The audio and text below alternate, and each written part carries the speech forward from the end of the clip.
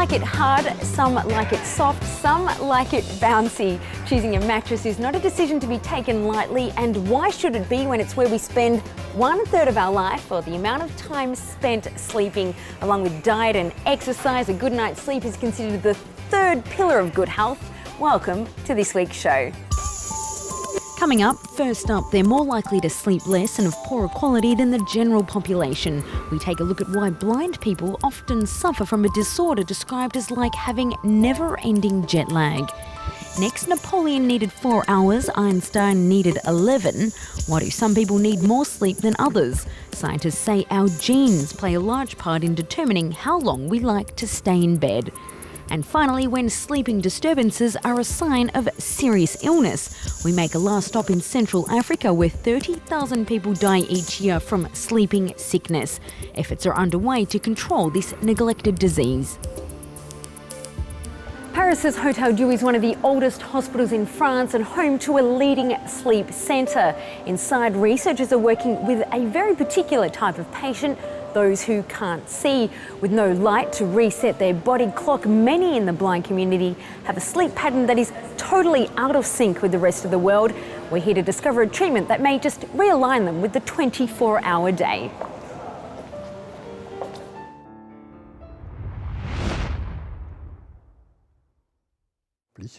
Last night, like all other nights, Claude slept on the couch. That way he doesn't disturb his wife. Since losing his vision, Claude also lost the pleasure of a good night's sleep. At the moment, I wake up sometimes at midnight, 1 o'clock, and every hour I look at the time. My sleep is a little bit bizarre.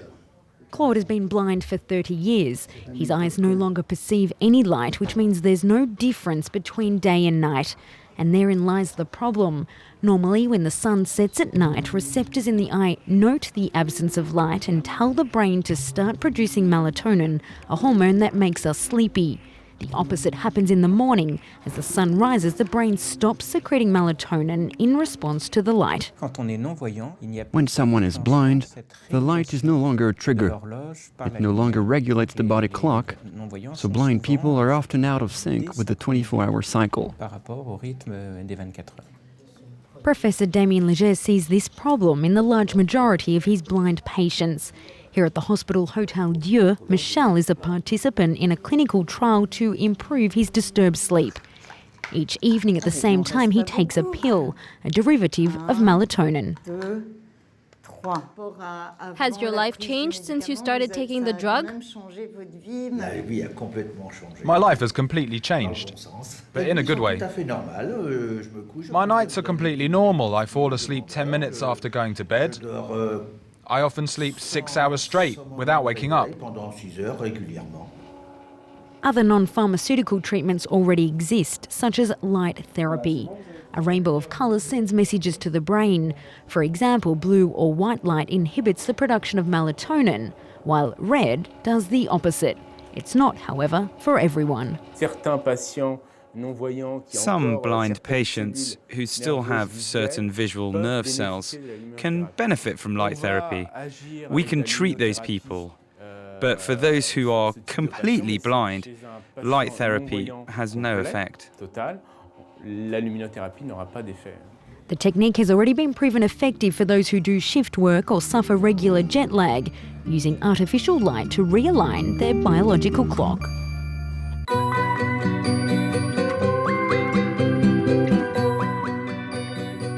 A levitating bed is the feature at this Parisian hotel, which does everything to ensure a magical night's sleep. But scientists say the trick behind a good rest may have less to do with our bed and more to do with our genes.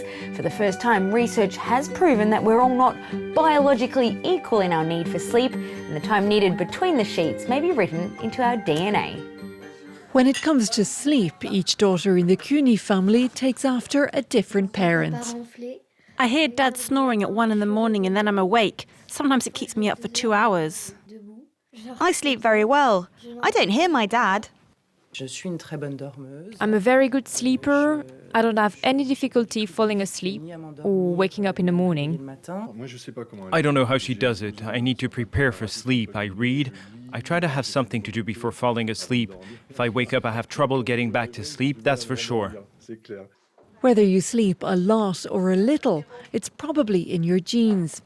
After studying the DNA of 10,000 people in Europe, researchers identified the gene that makes some people sleepier than others. 1 person in 5 has it. They need on average half an hour more sleep than people who don't have it. The amount of sleep you need is 40% inherited from your parents. It varies depending on the person. There are people who sleep less than 6.5 hours and people who sleep more than 9.5 hours.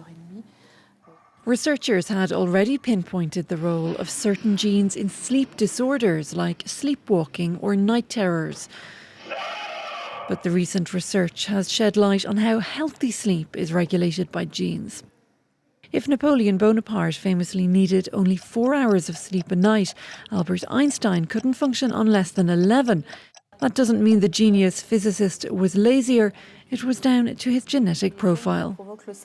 It's important to know if you are a short, medium, or long sleeper, an early bird or a night owl, so that you don't fight against your natural sleep pattern.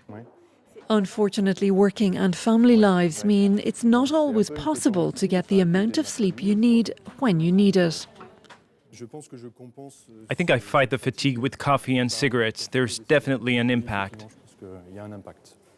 Eric Cuny's employer has put in place a program to help employees better manage their sleep. 1, 2, 3. They learn relaxation techniques and how to take micronaps, mini snoozes just 1 to 5 minutes long that help keep you alert later on, and it's healthier than a shot of espresso.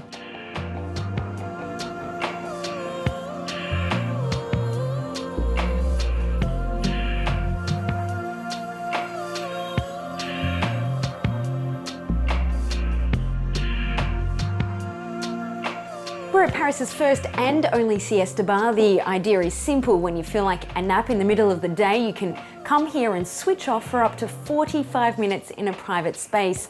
Well, this of course seems luxurious in many parts of Central Africa. The need to take a nap in the middle of the day is symptomatic of an infection known as sleeping sickness. Untreated, it inevitably leads to death, but researchers are hoping that recent drug developments could see the disease eradicated in the coming decades. Every day after school, Bella helps her family around the house. But for the past few days, the 9-year-old has been acting strangely. Sometimes when she's doing chores, she forgets or falls asleep. She sleeps too much. Bella suffers from sleeping sickness. Luckily, doctors from the World Health Organization were in her area. They were alarmed by her symptoms, behavioral changes, and sleep disorders, and she was able to be treated in time. If she had stayed in her village for 2 or 3 more months, she would not have survived, that's for sure. In the region worst hit by the illness, Central Africa, most people don't know how to recognize the symptoms. Non-profits like Doctors Without Borders have set up awareness campaigns in remote areas. It's in these regions that the parasite that is behind the disease can be found. This is a typical tsetse fly. So those are the carriers of the trypanosome parasite that bite people. And it's the blood that carries the parasite and it will get transferred into the blood of the human. After entering the bloodstream, the parasite attacks the brain. Fatal if left untreated, it provokes a coma, a state from which the disease gets its name. Sleeping sickness is hard to diagnose, and it requires a grueling treatment of multiple injections and follow-up visits. French researchers are trying to change that. In this laboratory in Toulouse, they're working on a better way to cure the disease. In this lab, we're researching a future treatment, a molecule that could be taken orally. This would decrease the number of days of treatment. The objective of the scientific community is to completely eradicate the sleeping sickness. By the 1960s, the disease had almost disappeared, but it resurfaced because of a lack of attention. Today, even if there are under 10,000 cases each year, the disease is a threat to some 60 million people.